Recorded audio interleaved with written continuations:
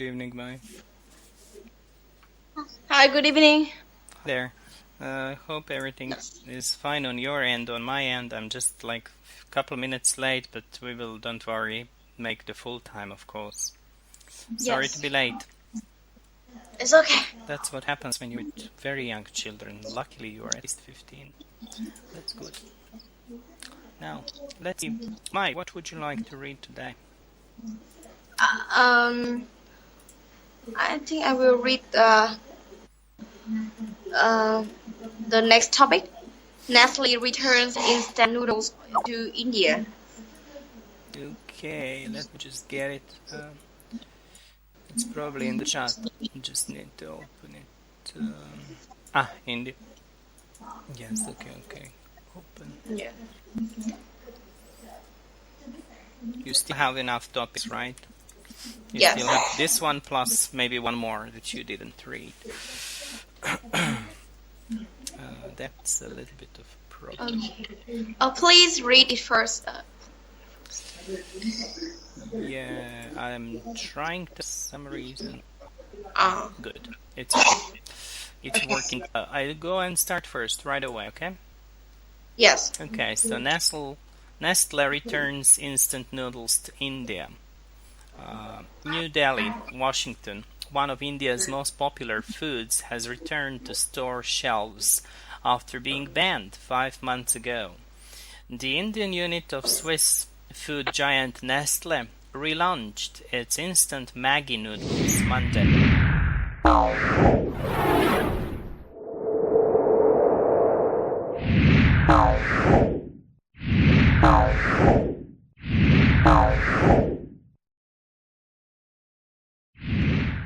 In 100 cities across India after the noodles were proved safe for consumption after testing at 3 government-approved labs. Nestle India took Maggi out of stores in June after Indian food safety authorities found the product contained higher than permissible levels of lead. Those findings prompted one of the largest food recalls in recent times, with noodles worth about $67 million being destroyed. In August, the Bombay High Court ordered fresh tests on the instant noodles, calling the nationwide ban arbitrary. Nestle had always maintained Maggi noodles, cleared in tests conducted by several other countries, were safe. With the noodles back in Indian stores, Nestle said in a statement it has been a challenging period for the Nestle organization and therefore there is a feeling of satisfaction at bringing back Maggi noodles to the market. It was not immediately clear whether Nestle India would take legal action against the food safety authorities. Indian safety authorities have defended their initial test results on the noodles. Yeah. I think not very long. Yeah. Yes. Nestle returns instant noodles to India. New Delhi, Washington, one of India's most popular foods, has returned to store shelves after being banned. Shelves. Shelves. Returned to store shelves after being banned 5 months ago. The Indian unit of Swiss food giant Swiss. The Indian unit of Swiss food giant Nestle relaunched its instant Maggi noodles Monday in 100 cities across India after the noodles were proved safe for consumption. After testing at 3 government-approved labs, Nestle India took Maggi out of stores in June after India food safety authorities found the product contained higher than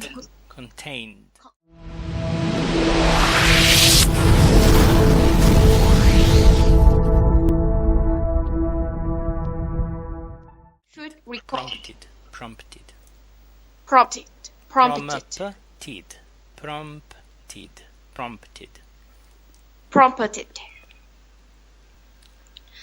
Those findings prompted one of the largest food recalls in recent times, with noodles worth out the $67 million being destroyed.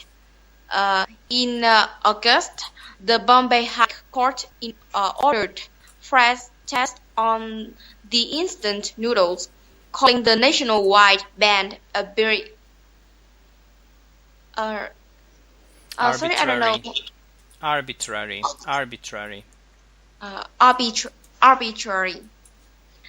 Nestle had maintained Maggi noodles cleared its tests in tests conducted by several other countries were safe. With the noodles back in India stores, Nestle said in a statement, "It has been a challenging period for the Nestle organization."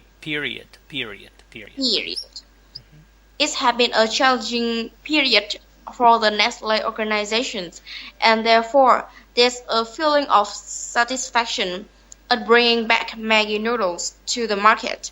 It was not immediately clear whether Nestle India would take legal action against the food safety authorities. India's safety authorities have defended their initial test results on the noodles. Okay, thank you. So not very bad at all. Just few words that are difficult, like arbitrary. Pronunciation is in the chat. Arbitrary means when something is done with no basis. There is no reason to do it. For example, they think now that the withdrawal or stopping selling the noodles was based on no reasons. Even if you see in this story, the Indian authorities, they stand behind their findings. So they think it has been justified to stop selling the noodles. But since now everything seems to be fine, the seller or Nestle or other people are claiming that it was really arbitrary. Arbitrary means not based on the real reason, no real need to stop selling. But really, they had higher level of lead. Do you know what lead is? No, I don't know. Lead is a heavy metal causing cancer. Yeah. Lead. Yes, lead. You will see that in paragraph 1 to 3. Permissible, higher than permissible levels of lead. So lead is a heavy metal, and it's very dangerous. It brings, let me show you. I'm trying to find it for you. You find it in the car exhausters.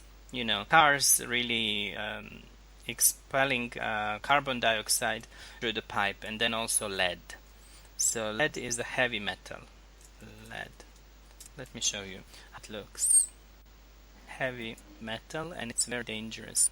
People in human body, it's causing cancer, of course. I'll show you first the chemical symbol Pb, or lead or lead. There you go. Yeah. That's the one. Lead. Actually, it's a metal. It's a natural metal. Yes, I know. Yes, it could be found in very small traces in food. So if you find it in food, then it stays in the body. It takes very long time to leave the body, but in the meantime, it makes such a big damage on the molecule and cellular level, and it's causing actually the cancer. That's the problem. Okay. Yeah. All right. That was one word difficult. So we said arbitrary, based on no reason, no justification, no true reason to stop doing something. And then prompt. Prompt is in your chat as well. Prompt means to start something. To start doing something. Started. It's a verb, yes. Prompt. Yeah. Of course. Prompt. Yes. So it's a prompt to do something, or prompt doing something. Prompt. Well.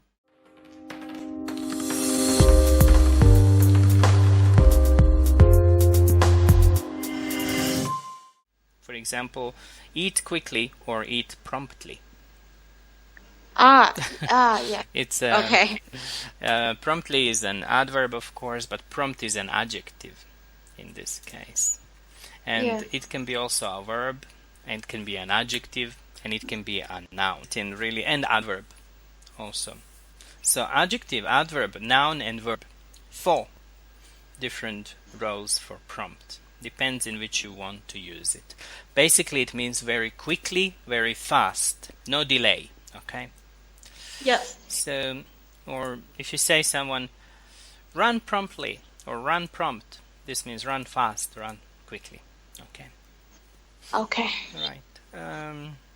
So, do you want to read maybe something else, or repeat this one, or maybe something from before? If you find some article difficult from before, you let me know. Maybe you can also repeat something from before, or you can also choose something else if you want.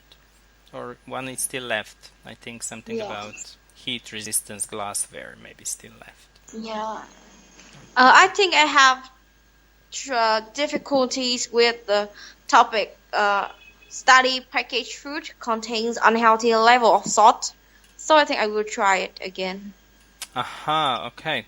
I see. Yeah. All right, no problem. Of course. Go ahead. Would you like me to read or you? Because I did before, so maybe only you.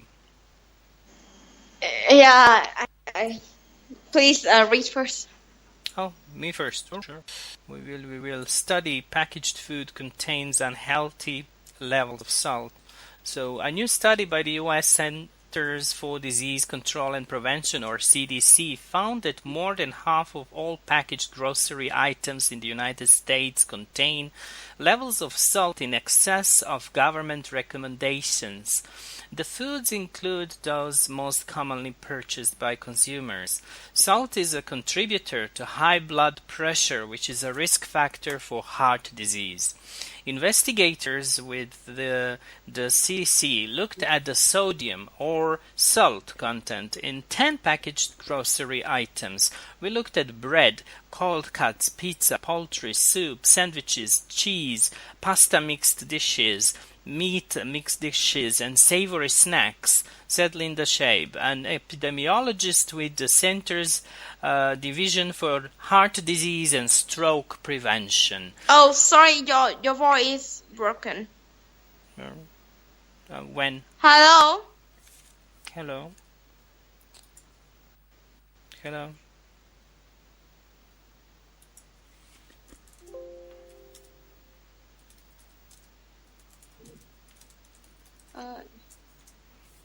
No.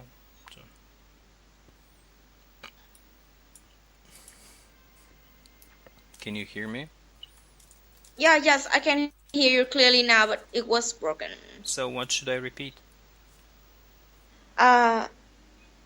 Please wait. From the beginning? No, it's not from the beginning. From the pizza country. Okay. We looked at okay. Oh, thank you. We looked at bread, cold cuts, pizza, poultry, soup, sandwiches, cheese, pasta mixed dishes, meat mixed dishes, and savory snacks, said Linda Shabe, an epidemiologist with the Center's Division for Heart Disease and Stroke Prevention. Shabe's team looked at the salt content at 3,800 food products that contribute the most sodium to the diet. They found that up to 70% of cold cut soups and sandwiches have a salt content higher than the daily recommendation by the U.S. Food and Drug Administration. 10% of snack food, breads, and cheese exceed the FDA's recommended daily allowance. Many foods that seem healthy, according to Shabe, are actually full of salt. She said bread is the number one contributor to sodium to diet. A lot of foods that people don't think taste salty do actually have a lot of sodium in them, she added. So we recommend people just read those nutritional labels, make comparisons.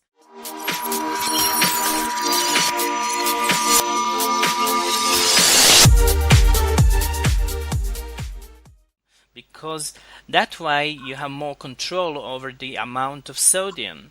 According to the agency's guidelines, individual foods should contain no more than 480 milligrams of sodium, and prepared meals, including pasta dishes and sandwiches, should not be in excess of 600 milligrams of salt. The daily allowance for healthy adults is 2,300 milligrams, or a teaspoon of salt. The FDA says people with heart disease, high blood pressure, and kidney disease should limit their salt intake to 1,500 milligrams or less per day. The study on salt content in packaged grocery items is published in the journal Preventing Chronic Disease. Study packaged food unhealthy levels of salt. A new study by the U.S. Centers for Disease Control and Prevention, or CDC, found that more than half of all packaged grocery items in the United States contains level of salt in excess of government recommendations. The foods include those most commonly purchased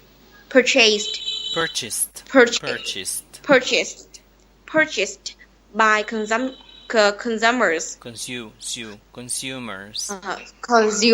consumers.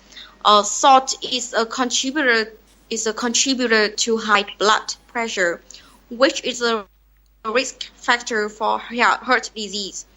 Investigators with the CDC looked at the sodium or salt content in 10 packaged grocery items. We looked at bread, cocoas, pizza, poultry, soup, sandwiches, cheese, pasta mixed dishes, meat mixed dishes, and savory snacks, said Linda Shep, an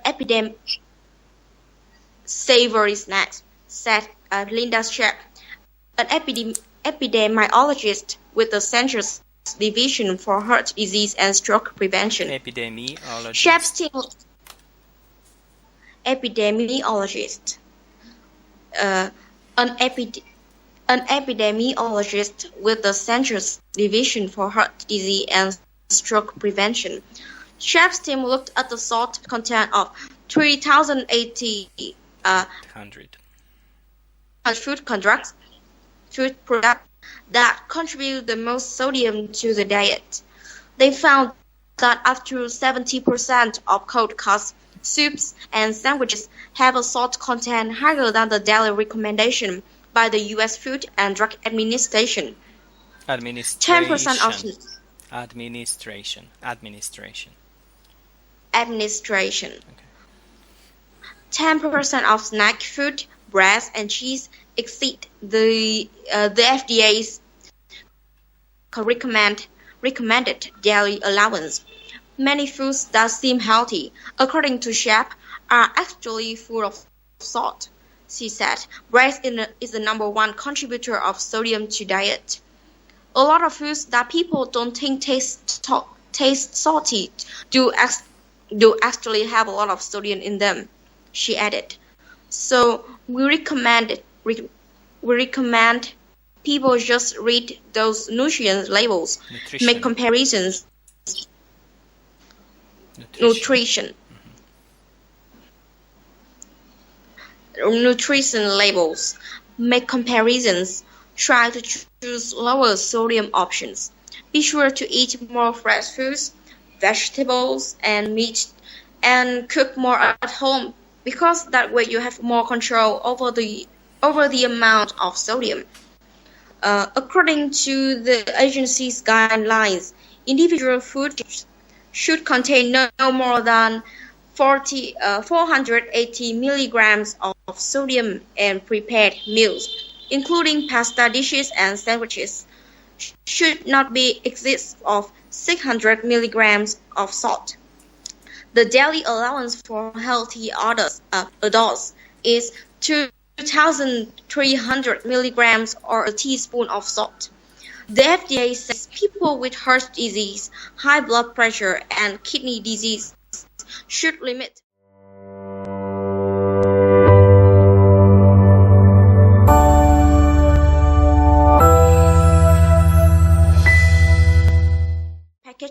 grocery items is published in the journal preventing chronic disease. Okay, just packaged.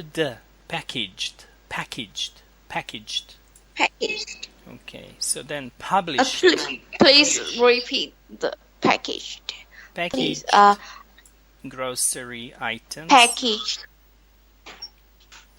Packaged grocery items is published in the journal preventing chronic disease. In the journal preventing chronic disease. Okay, all right. Good. Sounds much better now. The only difficulty here is always this word, epidemiologist, for some reason.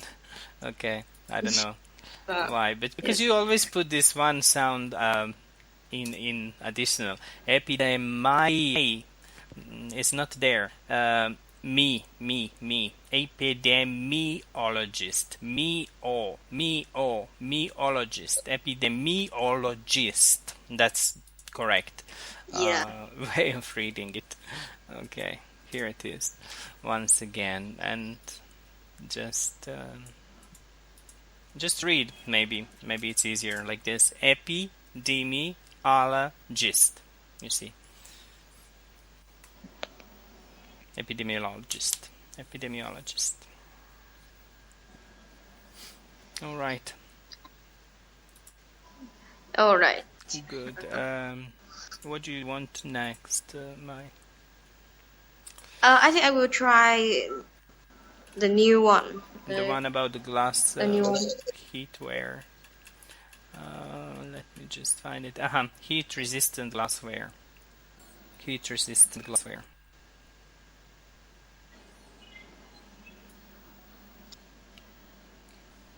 Do I start first, or you? Have you sent me the topic? Okay. I have, but before I'll copy just again in case. Here it is once more.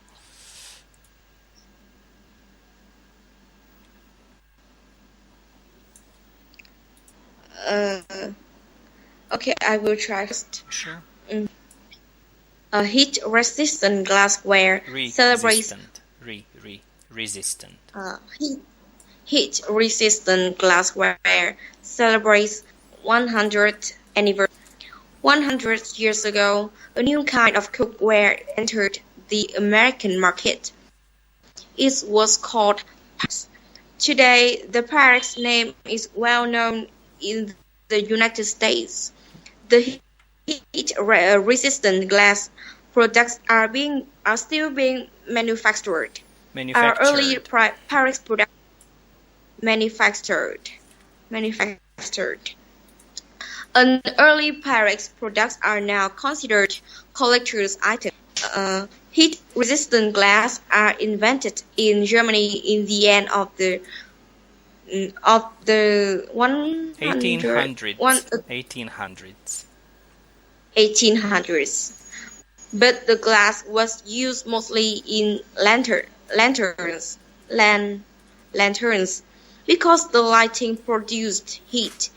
It also was used in containers for telegraph, and the usefulness of heat-resistant glass as cookware was discovered by accident. It started Works manufacturing company in New York. A scientist working there in a jar made of borosilicate glass. Borosilicate glass is resistant to heat and very strong. Kelly Elliott is with the Corning Museum of Glass. She says the scientist's wife used the jar while cooking as something unusual.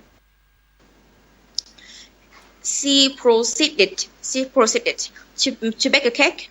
A spoon in this battery jar. A sponge cake.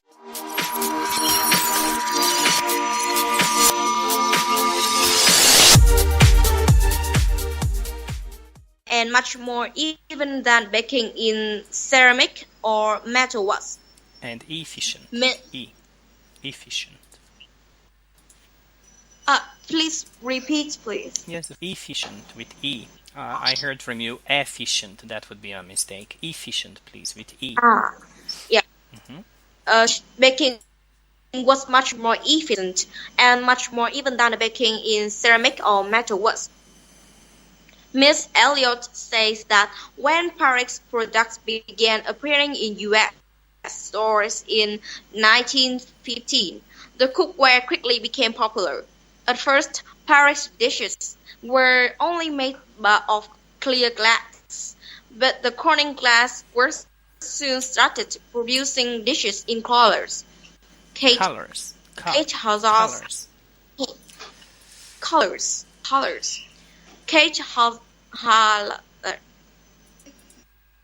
the name Kate. Kate Hallas. Kate is the owner of Kate Hallas. Is the owner of Aunt Katie's Attic in Scotia, New York. Her store sells vintage. It's vintage. Sorry. Please repeat. Yes, of course. Vintage. Vintage. Vintage household items to cookware collectors. She says the dishes with different colors and designs are popular among collectors. It's kind of crazy, but the popular patterns are pinks, the turquoises. The turquoises. The French's partner is a partner that came out in the 70s. That is highly collectible.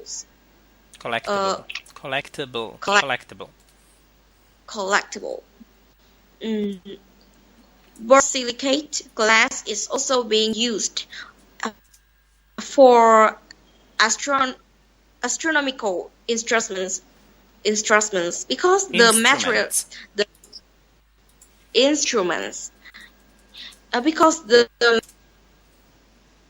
material is not affected by temperature change. One example. Temperature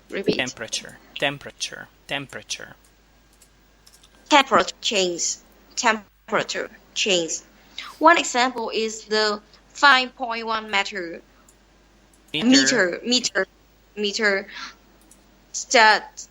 telescope mirror of Mount Palomar Observatories in California. Observatory. Observatory in California. Parex dishes are being manufactured today by companies that bought the rights to this recognizable brand name. I'm Jonathan Evans.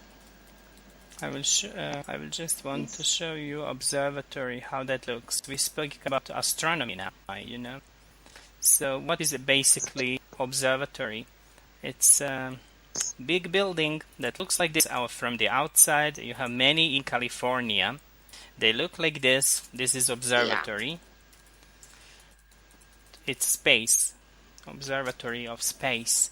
And inside, it's actually better what is inside. Inside is a big telescope. Okay? Inside is the big telescope. So you look at the stars, all right? Yes. Okay, so that's the observatory we are talking about here. And inside you need to make very, very, very perfect glass. Okay?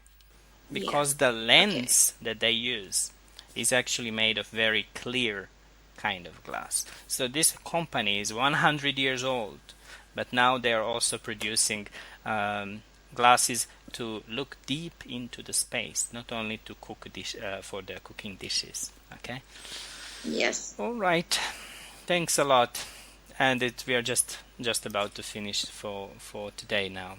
So, of course, this one still needs practicing more for tomorrow. And you have all the words that I was able to capture during your reading are in the chat. So go through those words and we're going to try and repeat tomorrow.